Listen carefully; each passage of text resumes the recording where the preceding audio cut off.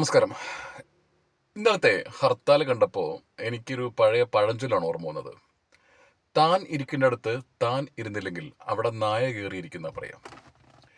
So നമ്മുടെ ജീവനും സ്വത്തിനും സഞ്ചാര സ്വാതന്ത്ര്യത്തിനും സുരക്ഷിതത്വം തരേണ്ട നിയമ സംവിധാനം ഇന്നലെ ഈ പറഞ്ഞ പോലെ താൻ ഇരിക്കുന്നിടത്ത് അവിടെ ഇരുമുണ്ടായുമില്ല. അന്നേരം അവിടെ സംഘടിതരായ കുറെ നായ്ക്കൾ കയറിയിരുന്നു. ആ തെരുവ് നായ്ക്കള് കേരളത്തിൽ മൊത്തം അങ്ങോളം ഇങ്ങോളം അവർ വാഹനം തടഞ്ഞു, അവർ കടകൾ ബലമായി അടപ്പിക്കാൻ നോക്കി, അസഭ്യം പറഞ്ഞു, ആൾക്കാരെ കയ്യേറ്റം ചെയ്യാൻ ശ്രമിച്ചു, എല്ലാം ചെയ്തു. നമ്മൾ കണ്ടത് നിസ്സഹായരായ ഒരു കൂട്ടം ജനങ്ങളെയാണ്.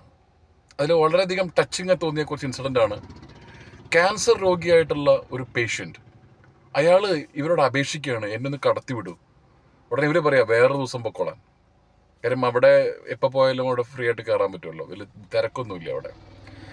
അതിൻ്റെ അപ്പുറത്ത് ഒരു വർഷമായിട്ട് ഒരു എക്സാമിന് വേണ്ടി പഠിച്ച കുട്ടികൾ ആ പരീക്ഷയ്ക്ക് പോകാൻ വയ്യാണ്ട് അവരവിടെ അവരുടെ 1 ഇയർ പോയി.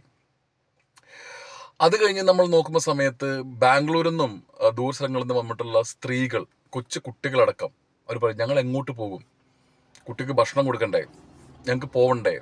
ഒന്നും തെരുവ് നായ്ക്കൾക്ക് എന്ത് പ്രശ്നമാണ്? തെരുവ് നായ്ക്കൾക്ക് അവർ കൂട്ടം കൂടിക്കഴിഞ്ഞാൽ അവരുടെ വിചാരം ഒരു സിംഹമാണെന്നാണ്. ഈ തെരുവ് നായ്ക്കൾക്ക് ഒറ്റയ്ക്കൊറ്റയ്ക്ക് കണ്ട പ്രശ്നമല്ല. അവർ ഭയങ്കര ഇതായിരിക്കും, പേ പിടിച്ചാൽ മാത്രമേ ഒറ്റയ്ക്കൊറ്റയ്ക്ക് അവർ ആക്രമിക്കുള്ളൂ. തെരുവ് നായ്ക്കൾ കൂട്ടം കൂടിയാൽ അവരുടെ വിചാരം ഒരു സിംഹമാണെന്നാണ്.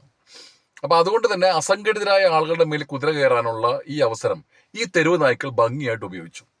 നിയമ സംവിധാനം ഒരു ലാത്തിയും പിടിച്ചുകൊണ്ട് അവർക്ക് കാവല് വന്നു. ഇതാണ് നമ്മൾ ഇന്നലെ കണ്ടത്.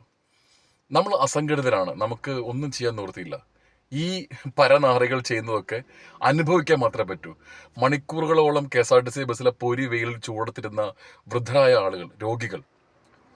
എന്തെന്ന് നിയമ സംവിധാനമാണ് നമ്മൾ ഈ പ്രബുദ്ധ കേരളം അവകാശപ്പെടുന്നത്? എനിക്ക് മനസ്സിലാവുന്നില്ല. സണ്ണി കപ്പക്കാട് എന്ന് പറയുന്ന എരപ്പാളിയോടാണ് താങ്കളുടെ ഇന്നലത്തെ ചാനൽ ചർച്ചയിലെ സ്റ്റേറ്റ്മെന്റ് ഞാൻ കേട്ടിരുന്നു. അതായത് ഇത്തരം സന്ദർഭങ്ങളിൽ അവകാശങ്ങൾ എല്ലാം നമുക്കുണ്ട് എന്ന് തെറ്റിദ്ധരിക്കരുത്. സുഹൃത്തെ, താങ്കളുടെ പിതാവല്ല ഞങ്ങൾക്ക് പൗരാവകാശം തന്നിരിക്കുന്നത്, മനസ്സിലായോ? താങ്കളെപ്പോലത്തെ ചെറ്റകളോടാണ് പറയണത്. താങ്കൾ ഇന്നലെ ഉപയോഗിച്ച ആ ഒരു മുറിപ്പത്തലും കോണകക്കൊടി ഉണ്ടല്ലോ, ആ പത്തല് വാങ്ങി നിന്റെയൊക്കെ നടുമ്പുറം നാട്ടുകാർ തല്ലിപ്പൊളിക്കണ ദിവസം അതിവിദൂരമല്ല. അത് നീ മനസ്സിൽ കുറിച്ചോ. നിന്നെ പോലത്തെ ഫ്രോഡുകൾക്ക് അത് ആവശ്യമായിട്ട് വരും. ഓക്കെ, നന്നായിട്ടുണ്ട് ഇന്നലത്തെ പെർഫോമൻസ്. 6 മണി വരെ ഹർത്താൽ, 6:10 ആയപ്പോഴത്തേക്കും ഇതിൻ്റെ നീതി കിട്ടി. അടിപൊളി. ബൈ.